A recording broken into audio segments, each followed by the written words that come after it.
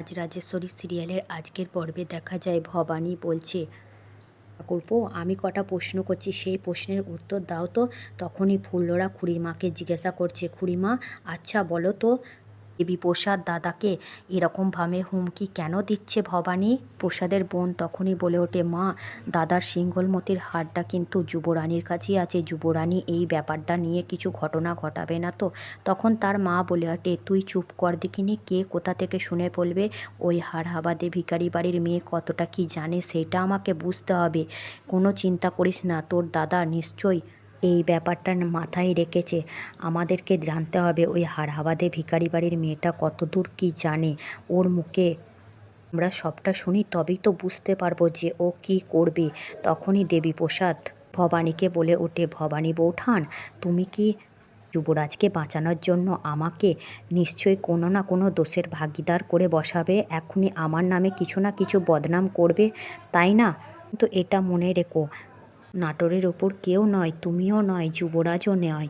তখন যুবরাজ ভবানী আমার হয়ে এতটা লড়াই করছে। তখনই দেবীপ্রসাদ বলে ওঠে যে, তুমি কিন্তু ভুল করছো বৌঠান, তুমি এর জন্য তোমাকে অনেক পস্তাতে হবে বৌঠান। তখনই বৌঠান বলে ওঠে, হ্যাঁ তোমার শরীরে তো রাজবংশের রক্ত বইছে, তুমি কত সত্যবাদী সেটাই আমি দেখতে চাই। আমার কটা প্রশ্নের উত্তর দাও দেখিনি ঠাকুরপো।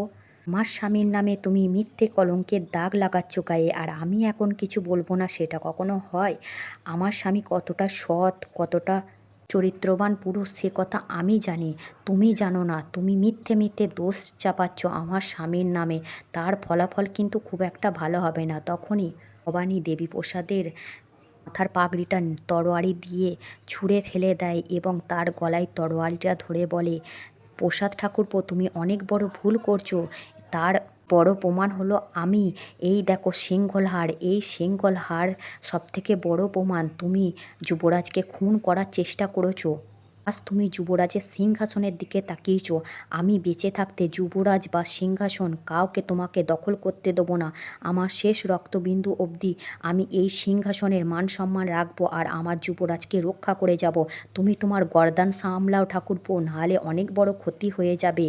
তুমি কি ভেবেছ আমি কিছুই জানি না? আমি সবটুকু জেনেই তোমার এই প্রতীক্ষা করছিলাম যে তুমি কখন কোনো ভুল করবে, আর আমি সমস্ত রাজসভায় সবার সামনে তোমাকে প্রকাশ্যে এই কথা জানাবো। এবার বলো, যুবরাজকে খুন করার জন্য তোমাকে কি শাস্তি দেওয়া যায়? কালকুঠুরিতে তোমাকে পাঠাবো। আমি বেঁচে থাকতে যুবরাজের কেউ কোনোদিনও ক্ষতি করতে পারবে না। আজকের পর্ব এতটুকুনি বন্ধুরা।